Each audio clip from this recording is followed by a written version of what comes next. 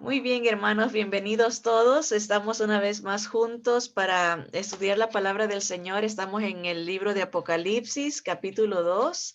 Estamos estudiando la iglesia de Tiatira y voy a compartir con ustedes la pantalla para que podamos ver el material que tenemos. Quiero ver aquí, hice una... Oh, aquí está.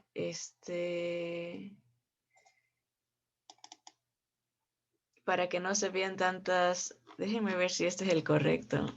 Sí, este es. Ok, muy bien. Así que estamos en el capítulo, la última parte del capítulo 2, que son los versículos del 18 al 29, el mensaje a la iglesia Tiatira. En la clase anterior empezamos a ver algunas cosas de esta iglesia y hoy vamos a concluir el estudio, ¿verdad? Así que les damos gracias al Señor porque nos acompañan y los animamos a que compartan estos estudios con su familia. Pueden compartirlos ya sea de nuestra página de YouTube, en nuestro canal de YouTube, Tesoros del Cielo. 3 es en el YouTube y también los pueden encontrar en el Facebook. Si los comparten, aprovechemos, los días son malos y el tiempo avanza, estamos en tiempos oscuros y necesitamos esparcir la palabra del Señor. Así que todos podemos ser siervos, mensajeros, voceros de la palabra del Señor. Así que los animo a hacer esa labor de compartir la palabra. Así que vamos a orar con ustedes, ya lo hicimos nosotras como grupo, ¿verdad? Normalmente nos reunimos un poquito antes para hablar de las necesidades personales y orar por ellas, así que nosotras ya nos adelantamos, pero queremos compartir con ustedes este tiempo también, así que vamos a orar. Señor amado, te damos gracias porque tú estás con nosotros. Eres el Rey de Reyes y Señor de Señores, el León de Judá, Señor, y como te revelas a esta iglesia, eres el Hijo de Dios, el que tiene los ojos como llama de fuego, que todo lo ve, todo lo escudriña hasta lo más profundo de nuestro corazón, todo lo sabe, Señor, y que tienes los pies como el bronce bruñido, ardiendo, pisando firme en lo que tú has declarado a través de tu palabra, la revelación de lo que vendrá, los juicios que le vienen a esta tierra por rechazarte, Señor. Así que pedimos que tu Santo Espíritu abra nuestro entendimiento, Señor, y nos ayude a aplicar tu palabra, Señor, para ser bendecidos. Gracias por la promesa de que el que lee, el que estudia y el que aplica las palabras de este libro es bienaventurado. Te bendecimos y a ti te damos la gloria, la honra, la alabanza, porque tú eres el único digno. En el nombre de Jesús. Amén, amén. Bien, Tiatira. Dijimos que Tiatira quiere decir, el nombre Tiatira quiere decir el sacrificio perpetuo. Esta ciudad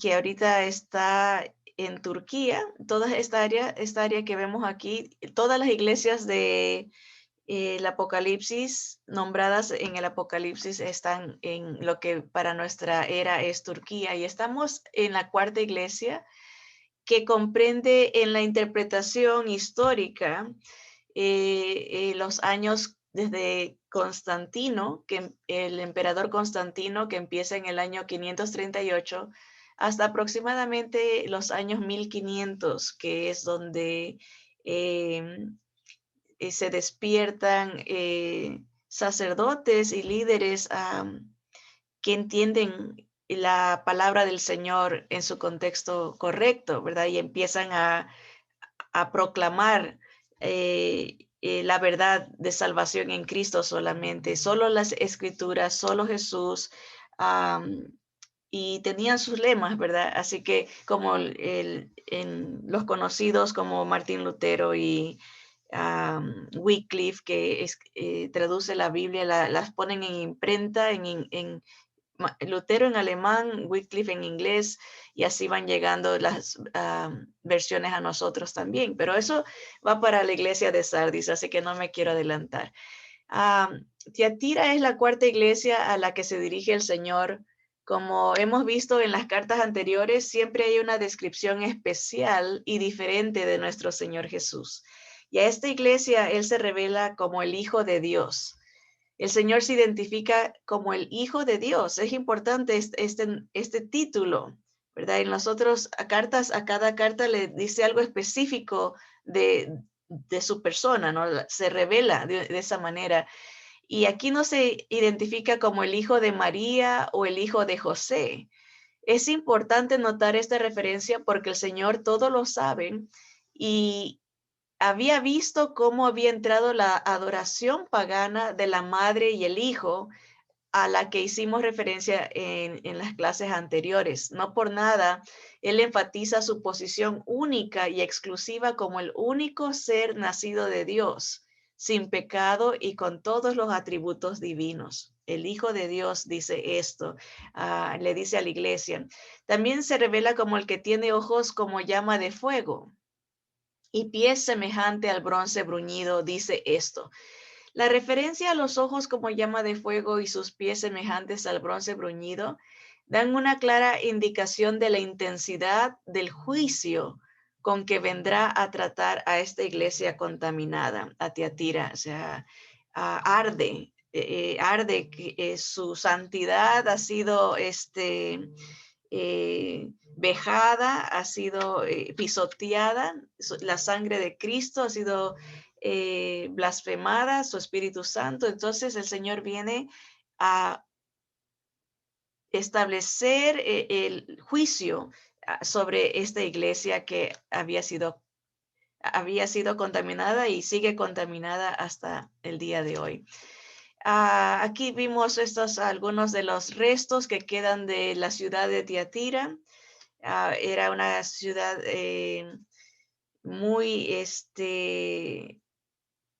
entregada a la adoración de otros dioses también, como lo era Éfeso, y hemos visto también Esmirna y Pérgamo. Así que vemos los títulos que le dimos a las iglesias que ya hemos visto. La iglesia de Éfeso el nombre Éfeso quiere decir deseable, pero había perdido el primer amor. O sea, deseable o amada. En contraste, el nombre significa alguien que ama, pero esta iglesia había dejado su primer amor. Es la iglesia desamorada, la iglesia desamorada. Esmirna, el nombre quiere decir mirra, el perfume funeral, ¿verdad? Y porque anuncia una iglesia que iba a ser perseguida, una iglesia sufrida. Es la primera iglesia que el Señor no encuentra ninguna falla, ninguna crítica, nada de qué señalarla, porque era una iglesia fiel, una iglesia entregada aún en medio del sufrimiento. La tercera iglesia, Pérgamo, quiere decir un matrimonio inaceptable, un matrimonio opuesto, viene de la palabra pergamos, la palabra per quiere decir como perverso, viene de esa idea la idea de algo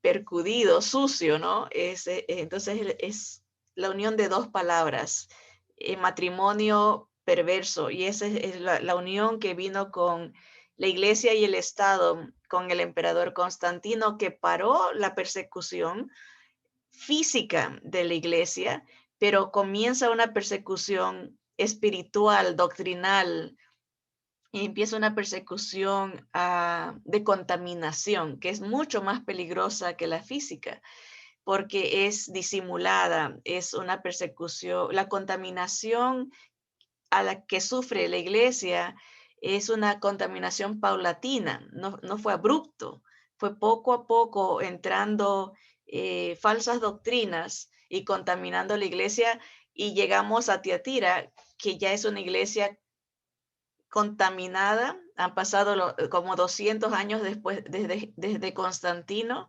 y ya la iglesia ya tiene eh, el establecimiento de los papas y de los diferentes dogmas que vamos a ver ahorita. Así que el nombre Teatira otra vez quiere decir sacrificio continuo. Es la iglesia que practicaba lo que en nuestros tiempos se conoce como la transustanciación, o sea, el usar los elementos de la cena y creer que Jesús vuelve a encarnarse y es comido y es sacrificado nuevamente. La transustanciación de Cristo es lo que se conoce como con el nombre de la misa, ¿verdad? Creer que es el cuerpo verdadero y la sangre verdadera de Jesús y que Él es nuevamente crucificado. Por eso el nombre Tiatira concuerda con eso, es un sacrificio continuo.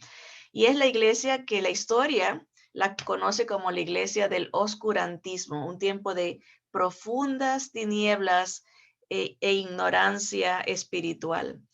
En ese tiempo, casi 1000 años, se esconde la Biblia, no se permite que eh, ¿cómo se conoce? El simple, ¿verdad? Las personas sin educación puedan tener una Biblia, no podían los laicos ya enseñar la Biblia, porque había entrado las doctrinas de los nicolaitas, que es la jerarquía. Solamente los estudiados podían enseñar la Biblia, y eliminando el uso de los dones, porque es el Señor Jesús el que reparte a través de su Espíritu a maestros, pastores, evangelistas.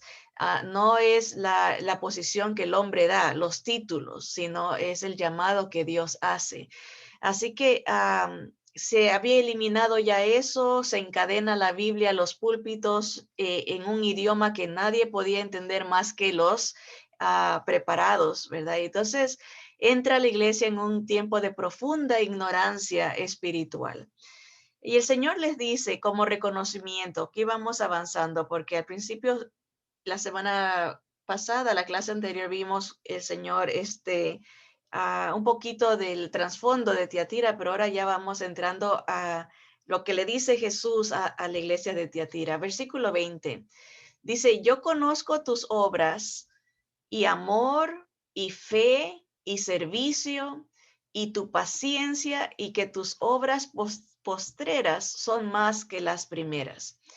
A pesar de que a la iglesia había entrado contaminación, siempre quedaba un remanente, un grupo pequeño, podemos decir, en comparación a la cantidad de gente que está errada. Hay un grupo pequeño que conserva un amor por Jesús, un amor por el evangelio, la verdadera fe en Cristo, ¿verdad? Y era un remanente que servía al Señor con paciencia, y que sus obras eran más después que al principio. O sea, hubo un grupo que no se desanimó, que no se contaminó, que no se rindió ante el ataque y la persecución espiritual que había entrado a la iglesia, esa contaminación. Sin embargo, el Señor les dice a ese grupo pequeño que sí tenía unas cuantas pocas cosas contra ellos. Miren, en el versículo, aquí tiene que ser, déjenme corregir, bueno, aquí no lo puedo corregir porque está en forma de el versículo 19 es yo conozco tus obras, y el versículo 20 es el que tiene unas pocas cosas contra ella.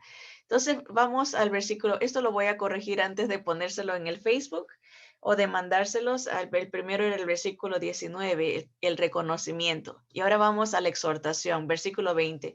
Dice, pero tengo unas pocas cosas contra ti, que toleras que esa mujer Jezabel, que se dice profetiza, enseñe y seduzca a mis siervos a fornicar y a comer cosas sacrificadas a los ídolos. Y le he dado tiempo para que se arrepienta, pero no quiere arrepentirse de su fornicación.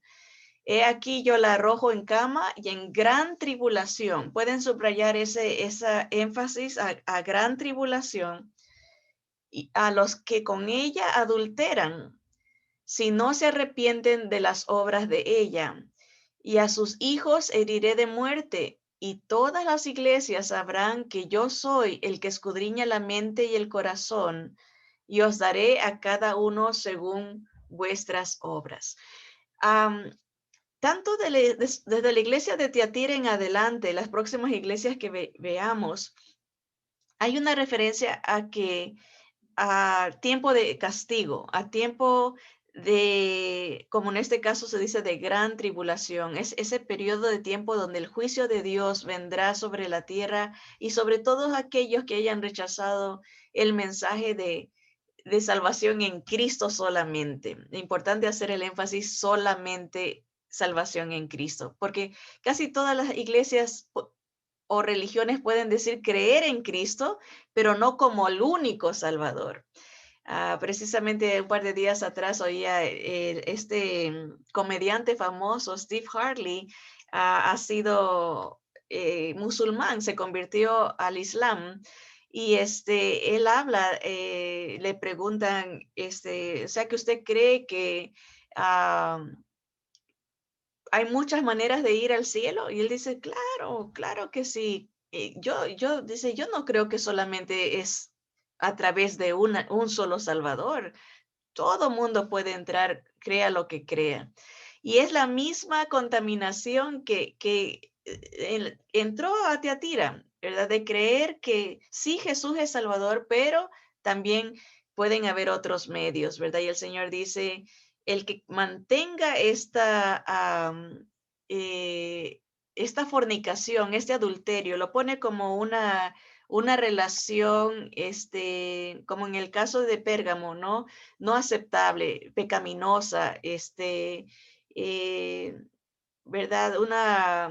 Un coqueteo con otro, o sea, no solamente con Dios, pero con otros dioses, ¿verdad? Y hay consecuencias también para todos los hijos de esta iglesia, o sea, que va a haber iglesias o ramas, tal vez se pueden llamar así, que mantienen la misma doctrina que tenía Tiatira. Ahora, es importante hacer esa distinción. Nombran a Jezabel, pero aquí estamos hablando de una mujer, posible, no era el nombre de esa profetisa Jezabel, es más bien una comparación que se está haciendo con una Jezabel que existió en el Antiguo Testamento. Y dice, Jezabel representa una influencia doctrinal y religiosa falsa de adoración a una diosa y otros dioses. También representa el deseo y ambición tanto de poder, riquezas, como de autoridad. Jezabel, ella como parte de su religión promovió los sacrificios a Acera y la inmoralidad sexual desarrollada en los lugares altos alrededor de los árboles. Déjenme explicar un poquito esto y después seguimos leyendo. Jezabel fue la esposa del rey Acab, el rey de Israel. Se casó con esta princesa que era hija de un rey sidonio, quien también era sacerdote de Acera, el papá de ella era. Entonces, al casarse Acab con ella, se contamina porque aprende todas las creencias de ella, y ella trajo persecución, un tipo de inquisición a los verdaderos profetas de Jehová, los exterminó casi a todos. Elías pensó que él era el único que había quedado, pero un siervo de Dios llamado Abdías le dice, no, yo he guardado, si mal no recuerdo, dice a 50 en una cueva y a otros 50 en otra cueva, y les llevo pan y agua todos los días. Estaban esparcidos porque Jezabel, en forma de inquisición, mataba a los seguidores de Jehová porque quería poner a sus sacerdotes de Baal y de Acera en Israel. Ella perseguía adquisición de tierra. ¿Se acuerdan la historia con, era Natán? Se me hace, no, pueda que esté equivocada con el nombre, pero Acab quería el terreno de él y Jezabel lo manda a matar no, para poderse quedar con las tierras de él. Y eso es lo que representa Jezabel, ese deseo de poder, de autoridad, de adquirir tierras y riquezas a la fuerza y perseguir a los siervos de Dios, ¿verdad? Como de una manera de inquisición, ¿verdad? E imponer su religión, ¿verdad? De esta diosa y de Baal. Bueno, en este tiempo de la iglesia de Tiatira, que son casi 1000 años, se esconde la palabra de Dios al pueblo. Esto no lo digo yo, lo dice la historia, ¿verdad? Y aquí he puesto 10 cosas que me podía recordar de lo que sucede durante este tiempo del oscurantismo de la iglesia de Tiatira, ¿verdad? Ahora, acuérdense en que estamos usando la interpretación histórica, pero eso no quiere decir que estas porciones no tengan una implicación personal ni una aplicación profética. Usamos la histórica para confirmar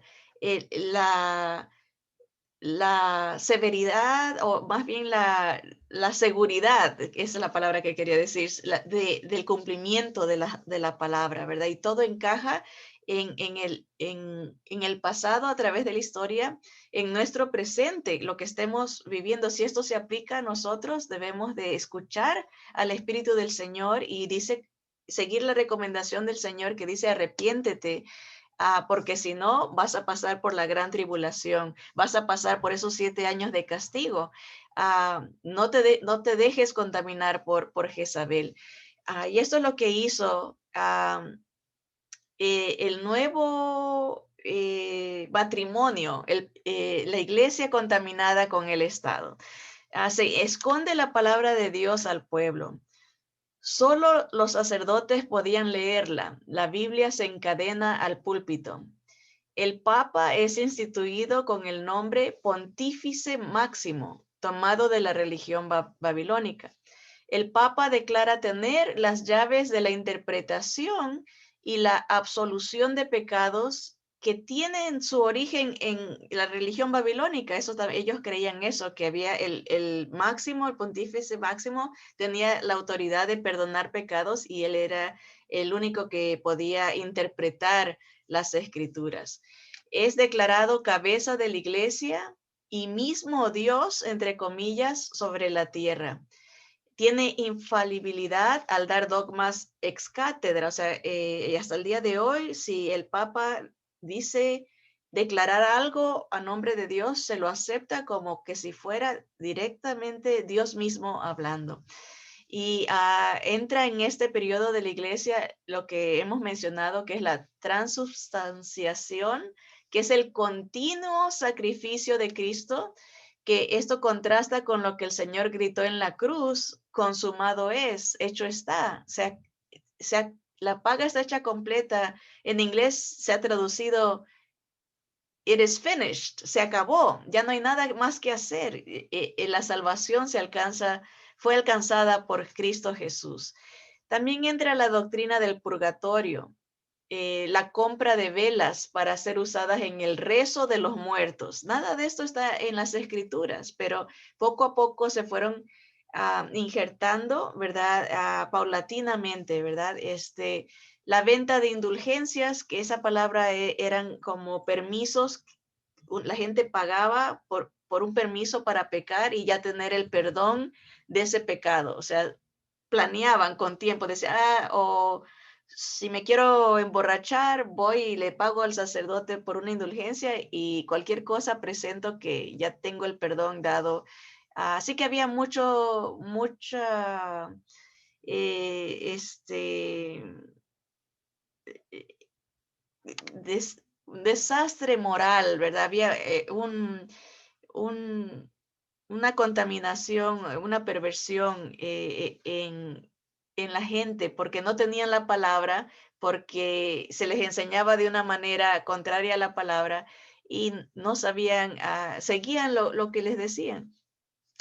Se ponen los servicios religiosos en idioma desconocido para ellos, ¿verdad? En el latín. La gente no entendía eso, entonces no sabía qué era lo que decían.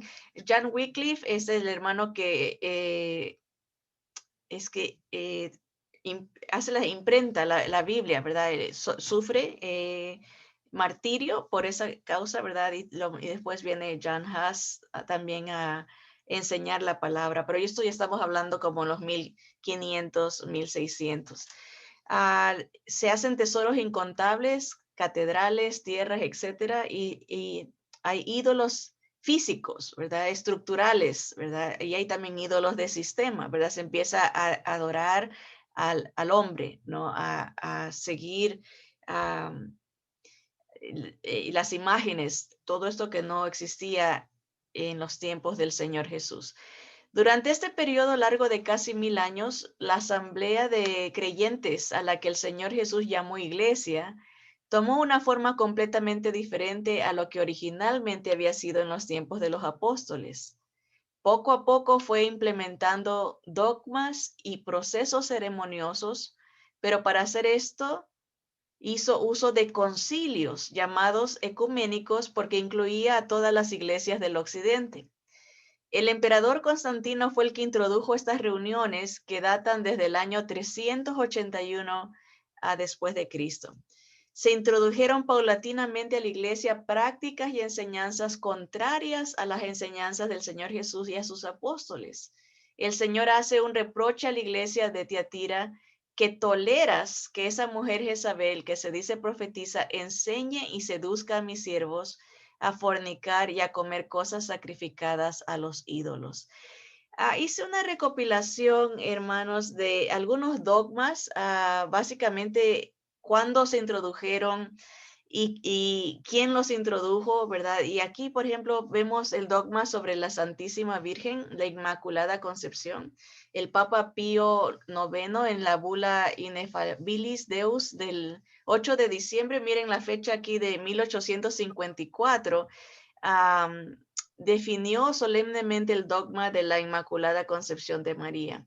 Dice, declaramos, pronunciamos y definimos que la doctrina que sostiene que la Santísima Virgen María en el primer instante de su concepción fue por su singular gracia y privilegio de Dios omnipotente, en previsión de los méritos de Cristo Jesús, Salvador del género humano, preservada inmune de toda mancha de culpa original, ha sido revelada por Dios, por tanto debe ser firme y constantemente creída por todos los fieles. O sea, se la declara sin pecado en esa fecha. Ahora, estuve averiguando qué significa este DZ y es un nombre que se los pongo más abajo para que ustedes hagan sus estudios aparte si quieren.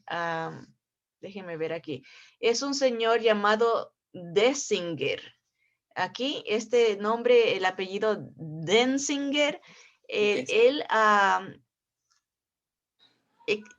hizo una recopilación de todos estos documentos, los dogmas, y los pueden ver en este enlace llamado conoce.com, pero con Z, conoce.com. Ahí pueden encontrar 86 documentos de Denzinger.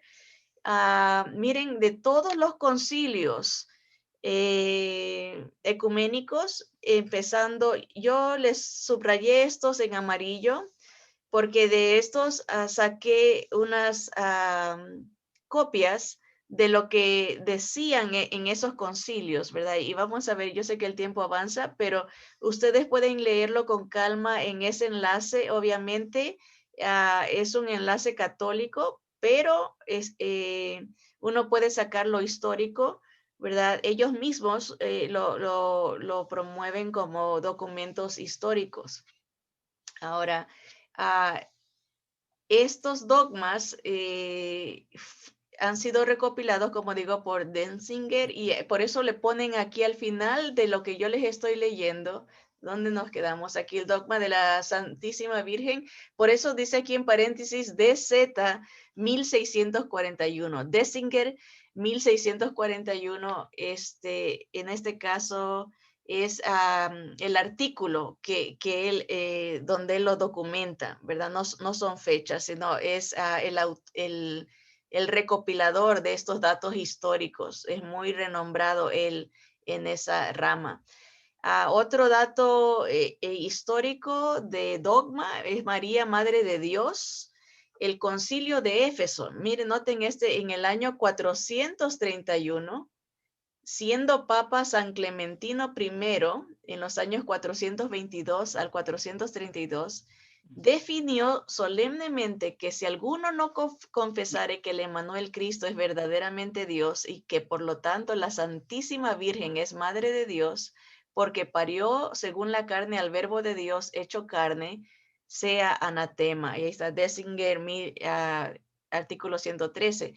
Ahora, noten que los concilios duraban muchos años, a veces 5, a veces 10 años, y es importante notar que ponen una verdad, pero al mismo tiempo van metiendo lo que ya ellos quieren imponer, ¿verdad? Como un dogma, como algo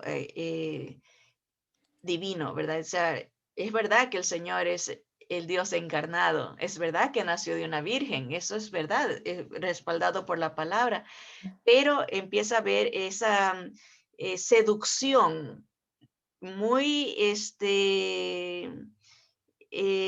disimulada. Por eso es que se la compara con Jezabel, porque es algo atractivo, algo que suena bien, algo que empieza a ser aceptado poco a poco hasta que ya es un adulterio espiritual completamente abierto.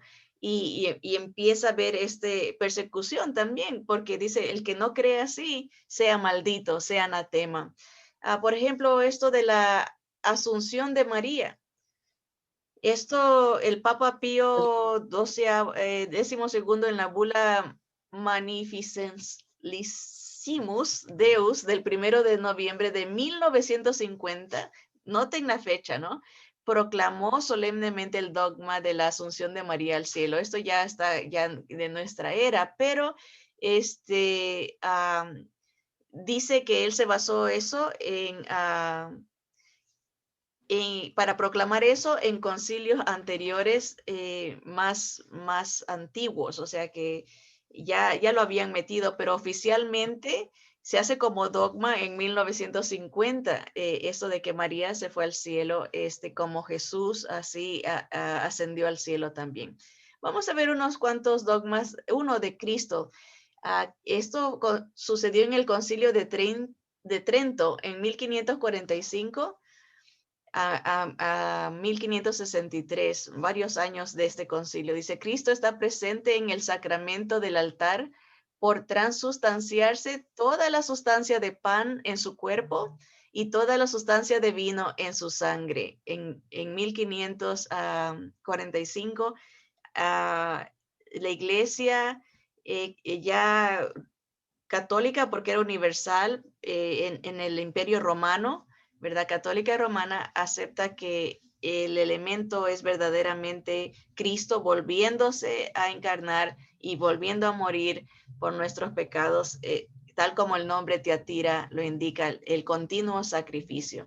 ¿Qué de los dogmas de los sacramentos? Por ejemplo, el bautismo es un verdadero sacramento instituido por Jesucristo, dice el concilio de Trento. Ese mismo concilio declara que el bautizarse salvaba, que era algo que podía dar salvación. Dogmas en cuanto al hombre. Miren el concilio de Trento, el mismo concilio. Dice, y aquí está la mezcla de la verdad y la mezcla con la mentira. Dice, el hombre caído no podía redimirse a sí mismo. Eso están diciendo ellos a los primeros concilios. Casi cuando Constantino en el primer concilio hay muchas cosas que son verdad, de acuerdo a la palabra. aquí esto es verdad, el hombre no puede redimirse a sí mismo. Y, y declaran que el concilio enseña que los hombres son caídos, eran de tal forma esclavos del pecado y se hallaban bajo la servidumbre del demonio y de la muerte, que ni los gentiles podían librarse ni levantarse con la fuerza de la naturaleza, ni los judíos podían hacerlo tampoco con la letra de la ley mosaica. Déjenme ver algo más. Y usaban esto iba en contra, dice, se opone a la doctrina católica, el pelagianismo, según el cual el hombre tiene en su libre voluntad el poder de redimirse a sí mismo. O sea, ellos declararon eso porque en contra de esta doctrina que había salido. Así que vemos, dice, si alguno dijere que los sacramentos de la nueva ley no fueron instituidos todos por Jesucristo, a saber, bautismo, confirmación, etcétera, que alguno de estos no es verdadera y propiamente sacramento, sea anatema. O sea, ya declaraban malditos a los que se iban en contra de estas doctrinas. Ahora, el versículo 24 de Apocalipsis dice, pero a vosotros y a los demás que están en Tiatira, a cuantos no tienen esa doctrina y no han conocido lo que ellos llaman las profundidades de Satanás, yo os digo, no os impondré otra carga, pero lo que tenéis, retenedlo hasta que yo venga. El Señor habla a los que no se habían contaminado, que tengan cuidado, que lo esperen. La promesa de su segunda venida está ahí. Quería hacer énfasis un poquito, aunque Constantino tiene que ver más con Pérgamo, la iglesia Pérgamo, pero él fue el que instituyó estos concilios llamados ecuménicos, ¿verdad? Y el primer concilio de Constantinopla se celebró entre mayo y julio del 381. Miren esa fecha ya donde empieza esta persecución espiritual de contaminación. Dice, está considerado el segundo concilio ecuménico por la Iglesia Católica, la Iglesia Ortodoxa, las iglesias ortodoxas orientales, Iglesia Asiria del Oriente, la Iglesia Luterana y la Iglesia Anglicana. El carácter ecuménico del concilio, en el que no participó ningún exponente de la Iglesia Occidental, fue confirmado por el concilio de Calcedonia en el 451, pero solo con el Papa Gregorio Magno ya en el año 590. Fue definitivamente incluido entre los concilios ecuménicos católicos, aunque solo los primeros 4 cánones, o sea, ya empiezan las doctrinas ahí. Tras la celebración en el 325 del Concilio de Nicea, en el que se condenó como herético el arrianismo, eso decía, esa corriente decía que Jesús no es Dios, negaba la divinidad de Jesucristo. Este resurgió con fuerza en la propia Constantinopla, gracias al apoyo de su obispo Eusebio de Nicomedia, quien logró convencer a los sucesores del emperador Constantino para que apoyaran el arrianismo. En nuestros tiempos, el arrianismo sería el equivalente a los testigos de Jehová. Dice, y rechazaran la línea ortodoxa aprobada en Nicea y sustituyeran a los obispos nicenos por obispos arrianos en las sedes episcopales de Oriente. Además, había surgido una nueva doctrina defendida por Macedonio de Constantinopla, que aunque afirmaba la divinidad de Jesucristo, se la negaba al Espíritu Santo y que es conocida como herejía macedonia o neumatómaca. O sea, muy parecido también, o sea, creer en el Espíritu Santo, pero decir que no es Dios. Todo esto ya en los años 325 están estas corrientes, están saliendo nuevos dogmas atacando a la iglesia. Dice, además había surgido una nueva doctrina, o ese ya lo leímos, de la herejía en contra del Espíritu Santo, que se conoce como herejía macedonia o neumatómaca. Esta situación era lo que se encontró Teodosio I cuando en el 379 subió al trono del Imperio Romano de Oriente. Teodosio decidió entonces convocar el primero de los concilios que habrían de celebrarse en Constantinopla para solucionar las controversias doctrinales que amenazaban la unidad de la iglesia. Entonces, ven, al principio suena como, esto es bueno, ¿no? Porque ya no hay persecución para el cristiano, ahora hay unidad, ahora se promueve la sana doctrina, juntémonos y hagamos una sola religión, ya que no hayan muchas, vamos aclarando todo. Y se dan muchísimos concilios, como pueden ver la lista, pero en medio de lo bueno que era que ya no haya persecución para el creyente en Cristo Jesús, empieza a entrar los, ¿cómo se dice? Como los coqueteos, al, en inglés es allure, que es como cuando una mujer empieza a guiñar los ojos, a las pestañas, le empieza a hacer ese como llamado a irse con ella, ¿verdad? Entonces, a sugerir, empieza a decir, tienes cosas buenas, pero ven, te voy a enseñar algo que tú no tienes, ¿verdad? Esa, la trampa de la mujer adúltera, ¿no? Y esta Jezabel, la doctrina de Jezabel es introducida a la iglesia. Bueno, el tiempo se nos va rápido y quería leerles esta, por ejemplo, estos que está aquí abajo, para que sepan de sus hojas, esto que está en amarillo, los puse en amarillo porque saqué de esos congresos, de esos concilios, escritos hechos por este señor que les mencioné, no escritos por él, sino más bien recopilados por él. Así que vamos a leer unos cuantos para que vean. Dice conoce.com, Historia de la Iglesia, Concilios Ecuménicos, Concilio Ecuménico I de Constantinopla, Magisterio del Concilio Ecuménico I de Constantinopla. Dice contra los macedonianos. Ya hablamos ahorita del Macedonia, que creía que el Espíritu Santo no era Dios. Dice condenación de los herejes. Canon número 1. No rechazar la fe de los 318 padres reunidos en Nicea de Bitinia, sino que permanezca firme y anatematizar toda herejía y en particular la de los eunomianos. Aquí vienen otras doctrinas, o anomeos, la de los arrianos o eudoxianos, y la de los semi-arrianos o neumatómacos, la de los sabelinos, marcelianos, la de los fotinianos y la de los apolinaristas. O sea, ellos están combatiendo diferentes doctrinas que vienen, pero aquí viene lo que ellos declaran en este primer concilio de Constantinopla.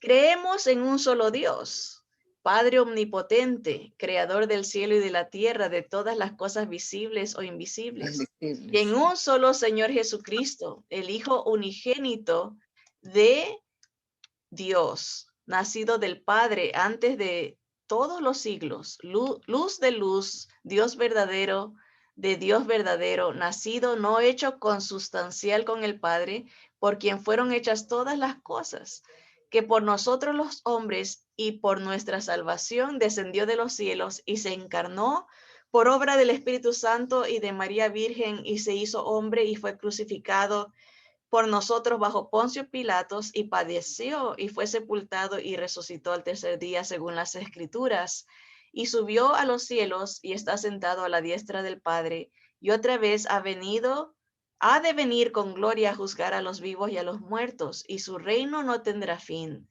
Y en el Espíritu Santo, Señor y vivificante, que procede del Padre, que juntamente con el Padre y el Hijo es adorado y glorificado, que habló por los profetas, en una sola santa Iglesia católica y apostólica, confesamos un solo bautismo para la remisión de los pecados, esperamos la resurrección de la carne y la vida del siglo futuro. Amén. Entonces, cuando uno empieza a leer el credo, ¿no? Dice, oh, sí, está muy bien, sí, creemos en un solo Dios, Padre, perfecto, en Jesús, el único, el encarnado, perfecto, todo va bien. Pero ven cómo al final ya empieza, y creemos confesamos que el bautismo es para remisión de pecados, ya entra el invento, ¿verdad? Y esto en los principios, apenas Constantino entra, ¿verdad? Así que vemos la contaminación, enseñanzas que no están en la palabra. Aquí les puse otro que ya fue en el año 641. Ellos dicen que Jesús es un solo, Él es uno solo sin pecado, el mediador, Jesucristo. Está la verdad, hasta pone en primera de Timoteo 2:5, que fue concebido y nació libre entre los muertos, el Salmo 87:6. Y sigue hablando de la encarnación, todo muy bien, ¿verdad? Así que, pero después, al final, le aumentan sus propias interpretaciones y van añadiendo, ¿verdad? Así que aquí como el canon 8, ¿verdad? Aquí en el canon 8 entra, les leo, dice texto de Anastasio. Esto fue en el Concilio Ecuménico IV de Constantinopla, hasta el octavo. Decretamos que la sagrada imagen de nuestro Señor Jesucristo, libertador y salvador de todos, sea adorada con honor igual al del libro de los sagrados evangelios. O sea, la imagen, se forma una imagen de Jesús para ser adorada en ese concilio. Porque así como por el sentido de las sílabas que en el libro se ponen, todos conseguiremos la salvación, así por la operación de los colores de la imagen, sabios e ignorantes, todos percibirán la utilidad de lo que está delante, pues lo que se predica y recomienda el lenguaje con sus sílabas, eso mismo predica y recomienda la obra que consta de colores. Así que comparan a la Biblia con la imagen, decir, esta imagen que estamos haciendo va a salvar, igual que la Biblia puede salvar, igual también la imagen. Dice, si alguno pues no adora la imagen de Cristo Salvador, aquí no vea su forma cuando venga a ser glorificado en la gloria paterna y a glorificar a sus santos, sino sea ajeno a su comunión y claridad. Igualmente, la imagen de la Inmaculada Madre suya, engendradora de Dios, María. Además, pintamos las imágenes de los santos ángeles, tal como por palabras los representa la Divina Escritura, y honramos y veneramos las de los apóstoles, dignos de toda alabanza, de los profetas, de los mártires y santos varones y de todos los santos, y los que así nos sostienen sean anatema del Padre y del Hijo y del Espíritu Santo. O sea, aquí ya entra la idolatría, ¿verdad? Y estamos viendo los años, lo pueden ver cuando, si quieren leer más tarde, más detenidamente. Así que Jezabel fue una mujer cuya historia se relata en el Antiguo Testamento. Ella era una mujer malvada, sedienta de poder y autoridad, que era hija de este rey Sidonio, quien era también sacerdote de Artemisa. Eso ya lo hemos leído. Jeremías 7:16 nos dice cómo Israel se contaminó y adulteró espiritualmente hablando. Dice, tú pues no ores, le dice el Señor a Jeremías, no ores por este pueblo, ni levantes por ellos clamor ni oración, ni me niegues, ni me ruegues, porque no te oiré. ¿No ves lo que estos hacen en las ciudades de Judá y en las calles de Jerusalén? Los hijos recogen la leña, los padres encienden el fuego y las mujeres amasan la masa para hacer tortas a la reina del cielo y para ofrecer ofrendas a dioses ajenos para provocarme a ira. En las reformas que hizo el rey Josías, dice el libro, la segunda carta de Reyes, capítulo 23, dice, entonces mandó el rey al sumo sacerdote Hilcías, a los sacerdotes de segundo orden y a los guardianes de la puerta que sacasen del templo de Jehová todos los utensilios que habían sido hechos para Baal, para Acera y para todo el ejército de los cielos, y los quemó fuera de Jerusalén en el campo del Cedrón, e hizo llevar las cenizas de ellos a Betel.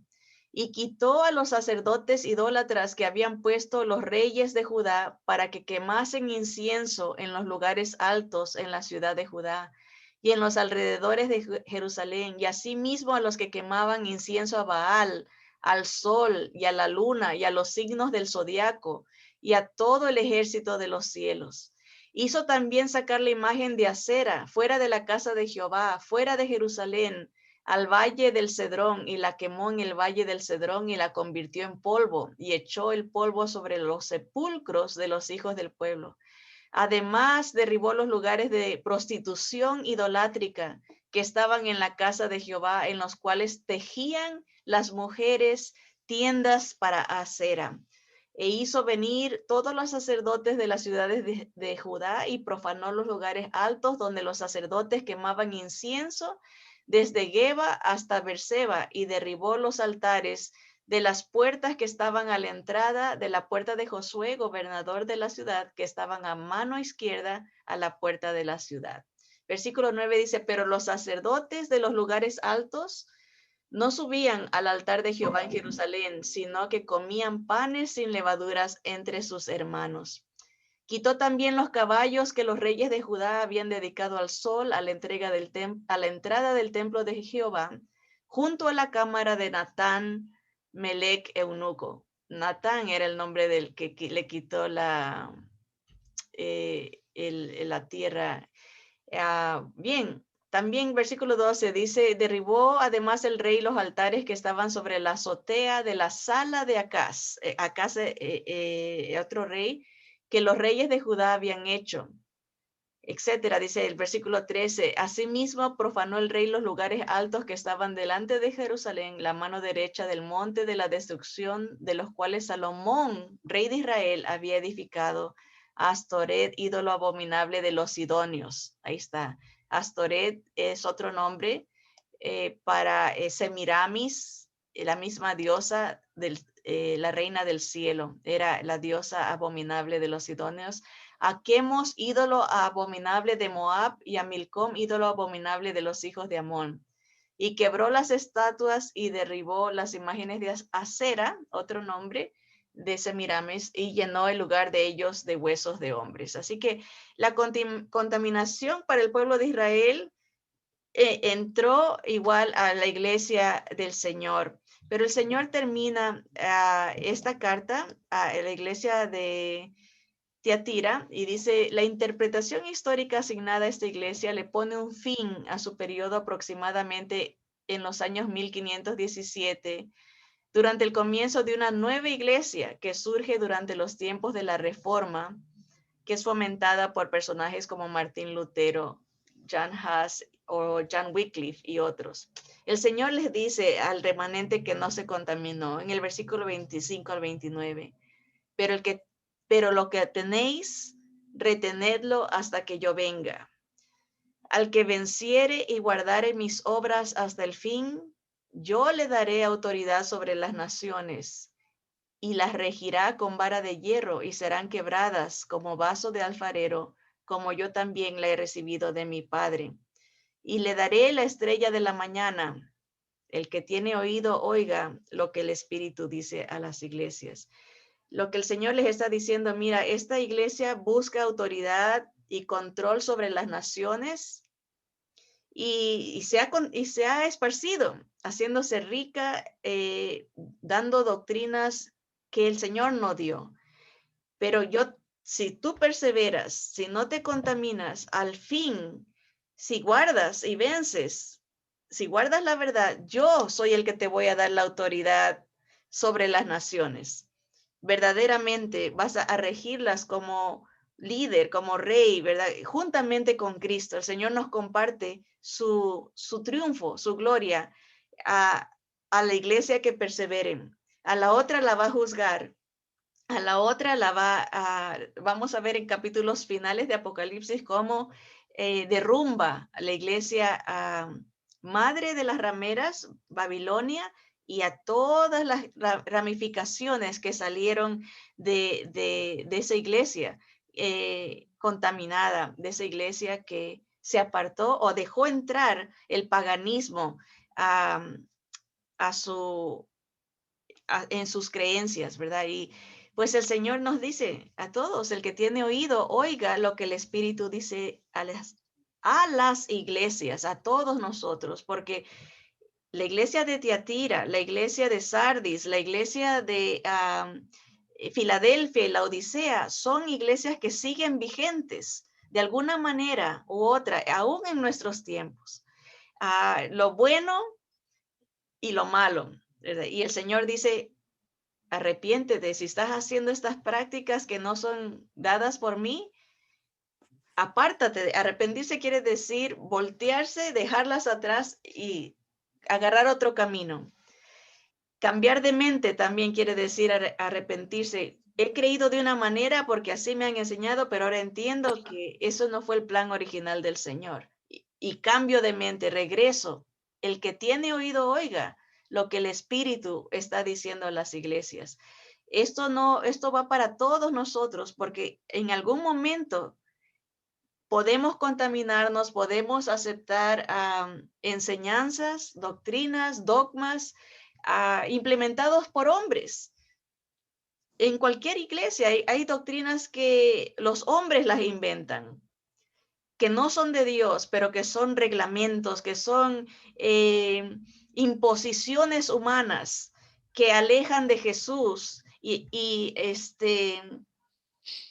aceptan a otros medios de salvación. Así que el Señor es muy enfático, tengamos cuidado, retengamos lo que tenemos, la verdad en Cristo Jesús, no nos contaminemos espiritualmente con otras doctrinas y si perseveramos, el Señor nos va a premiar dándonos autoridad. Y dice la estrella de la mañana. Hay diferentes conceptos de esto. El Señor dice que Él es... no hay que confundirnos con el lucero de la mañana, que es un nombre que se le da al enemigo, a Satanás, ¿verdad? La estrella de la mañana.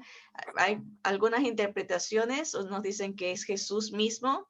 Hay otros que dicen que es me gustó esta, que la estrella de la mañana se le llama a la estrella que sale justo antes de que se ve antes que salga el sol. O sea, en el momento más oscuro sale esta estrella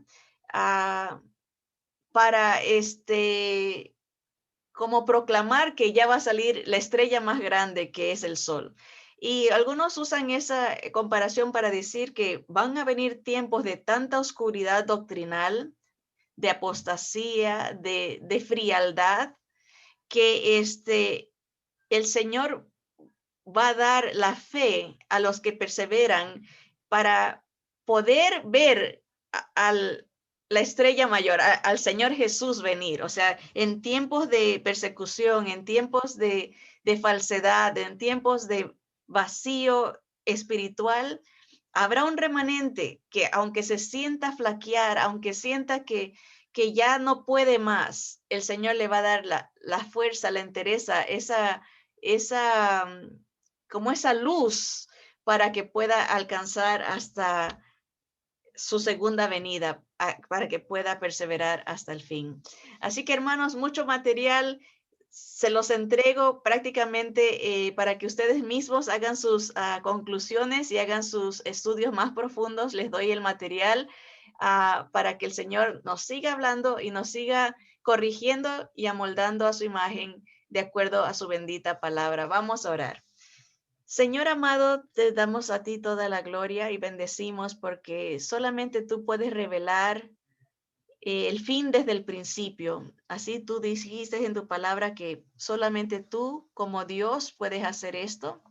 Entender todos los tiempos, entender todos los acontecimientos, Señor, y ver los peligros. Gracias te damos porque tú nos proteges con tu palabra. Tu palabra es la lumbrera, esa luz que estará ahí presente para guiarnos en los momentos de decisión, en los momentos de acción, en los momentos de fidelidad y de prueba de fe. Señor, gracias por tu Espíritu Santo que nos guía a tu verdad. Tu palabra es verdad, Señor. Te bendecimos porque tú alientas a tu iglesia a que permanezca fiel, a que van a venir pruebas, a que van a venir ataques físicos, espirituales, morales, Señor, de diferentes magnitudes. Señor, tú nos anuncias en la historia que la historia se repite, Señor. Vendrá una sola iglesia donde será eh, perseguido el que no se adhiera a esa iglesia universal, a esa iglesia que proclama otro evangelio, Señor. Y vivimos tiempos peligrosos, Señor, pero sabemos que tú has vencido y que más poderoso es el que está en nosotros que el que está en contra de nosotros, Señor. Y te bendecimos porque sea que vivamos o que muramos, Señor, somos tuyos. Y como decía Pablo, verdaderamente, Señor, enséñanos a creer esto, que para nosotros el vivir sea Cristo y el morir sea ganancia, Señor. Estar contigo, vencer, terminar la carrera, Señor, qué maravilloso. Que así sea, Padre. Que corramos con paciencia, despojándonos de todo peso de pecado que nos asedie, puesto los ojos en Jesús, el autor y consumador de nuestra fe, en Amén. quien oramos y a quien honramos por todos los siglos. Amén. Amén. Que Amén. Dios los bendiga.